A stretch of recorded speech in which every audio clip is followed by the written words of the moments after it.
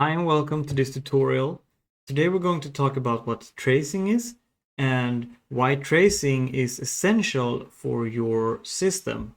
Most applications has regular logs, and regular logs are a fundamental tool for us developers to debug and monitor our systems and figure out what's going on.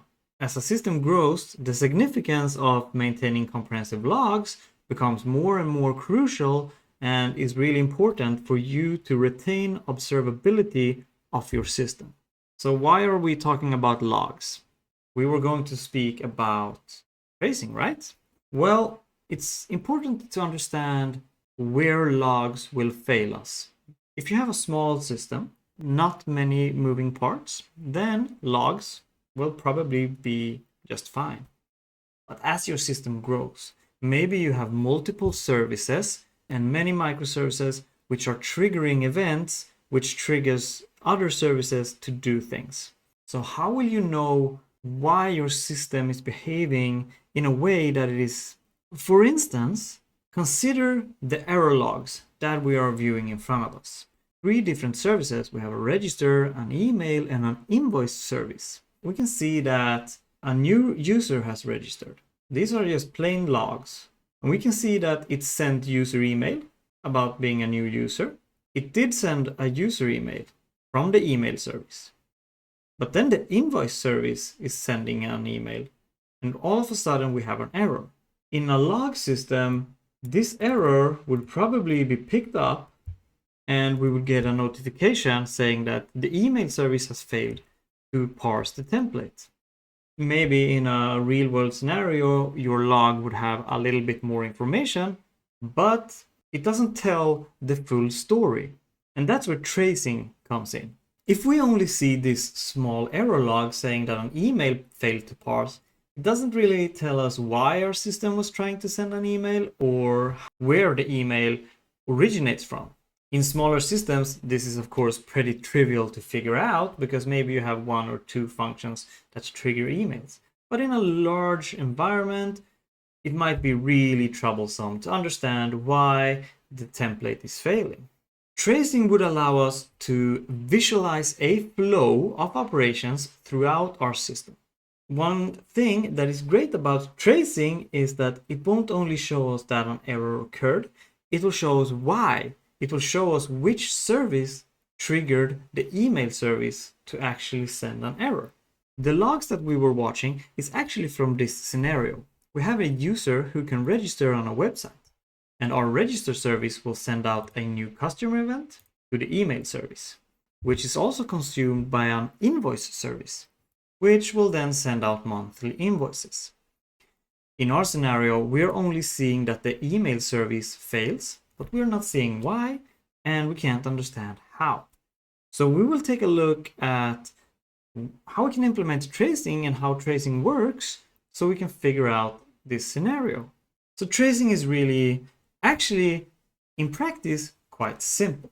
Imagine if we were to change this into this. Every time we sent or triggered some operation, we would add a unique tracing ID. And this tracing ID will flow through all our services.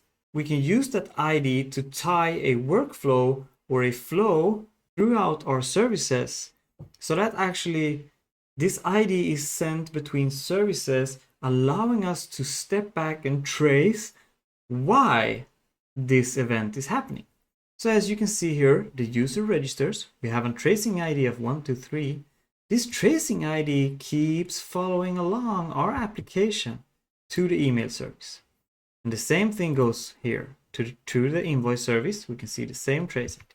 A month later, when an invoice is sent, that's a new operation. That's a new trigger for a function to be triggered. It creates a new trace ID, as we can see, followed by these arrows. So a trace ID is pretty simple. It's a unique identifier assigned to a single transaction that spans multiple services. And the trace ID is used to tie a full flow together from start to stop between all the services. Imagine a bus. The bus is going from point A to point D, and it will trigger a bunch of events and stops in between. So The trace ID is basically the route that the bus will go. So one other thing that we have to cover to understand tracing is something called spans. Spans are basic units of work inside of a tracing flow. So imagine you have the bus route is the trace, but it makes stops along the way to do certain things. Let off passengers, switch driver, etc. All of these are spans. So if we take a look at our register service, for instance, our register service will update the database. And that update might be a few operations, maybe an insert to the SQL database or whatever you're using. So that's a span. It's a certain task. At first, you might think, why make it so complicated? But it's amazing because each span we can tie to metadata, start and end times, names, information, etc. And this is really, really great because it allows us to see bottlenecks in our application. What is taking time? Why is it taking time? And one thing to know is spans allow us to add, as I said, metadata. Spans can also contain child spans. So these can be nested. So a span can contain a few other spans inside of it. So both trace ID and spans are very essential things to understand when you're going into tracing. And basically the goal of tracing is to allow us to build a visual map over our system and understand which events triggers what and the flow of the data inside our system. Open Telemetry is a set of tools, set of APIs, SDKs, ways of doing tracing combined and gathered. It's a way to unify how we do tracing and how it should be done. Most of the systems does support Open Telemetry, and it's just a great standard to follow. In the examples you're about to see, I will be using Jaeger to visualize my tracing. Let's go back to my terminal and I'm gonna start up my services. Now you can see Jaeger spitting out a bunch of information. I'm also using knots to propagate events between my services. Anyway, let's go ahead. I'm gonna send a curl request to /register. So if we go back to my logs, we can see the logs printing that a new user has registered, and then we have the error. The HTML template is not parsed. Let's just go ahead here and search for all the traces. Hi everyone, I just wanted to thank BetterStack for sponsoring this video. If you're looking for top-notch log management and monitoring, BetterStack has got you covered. BetterStack offers powerful tools that help you monitor your entire infrastructure, analyze logs, and ensure that your applications run smoothly. BetterStack's intuitive dashboards and real-time alerts make it easy to stay on top of any issues before they become a problem. BetterStack can help you monitor uptimes, help you with monitoring logs and metrics. Not only that, integrating BetterStack into your infrastructure is really easy by using their interactive connection setup. You select your platform and there is a ton of platforms supported. Everything from Debian to Docker, Heroku, .NET, AWS, and a lot of other stuff. Basically everything is available. So if you need reliable uptime monitoring and log management, do like many of the other big companies and check out BetterStack. Thank you for sponsoring. And we can see quite clearly here that I have, here is one trace and here is another trace. You can see the trace ID up here. So B00700AF is my trace.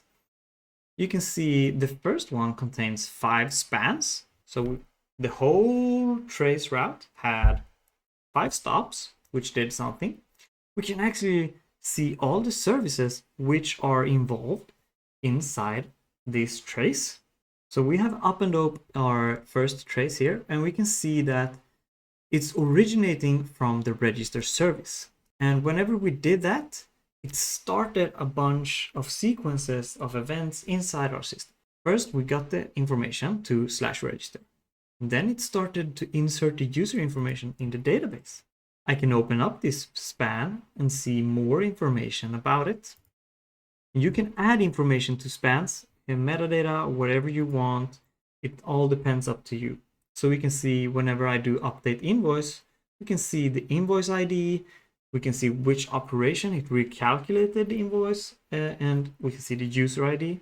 This is all because I added data to the span. We can also see that we had one event triggering, which was save invoice. So each span can have events, which is sort of like tasks that happens inside of the span. So it becomes pretty clear what's going on inside our system when a user registers. And then we can go back and look at this one. We can actually see we have one error occurring inside this trace, but we can actually see the other related service is the invoice service. So we won't have to figure out why the email is failing, because now we know that the emails are failing when they come from the invoice service. Just by looking at this, we have tracked down the origin of the bug. But I hope this shows you how amazing tracing is. Really, I don't know how many times I've heard people say like, yeah, but this error only occurs sometimes and we don't know why. Every time you hear that, you know that tracing would probably have helped you. I do hope you enjoyed this video, and I do hope you understand what tracing is and how it can help you. And I hope you have a great time implementing tracing. Take a look at Open Telemetry. There's a bunch of help out there to get you started in whatever language you want to go.